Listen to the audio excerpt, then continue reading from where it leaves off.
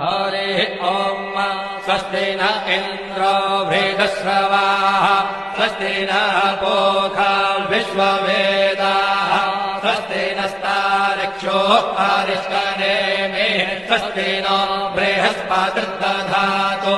ॐ पयः पृथिव्यां पय ओषधे उपयो दिव्यन्तरिक्षे पयोधाः पयस्वदेः प्रदिशः सन्तु मह्यम् ॐ विष्णोररातमसि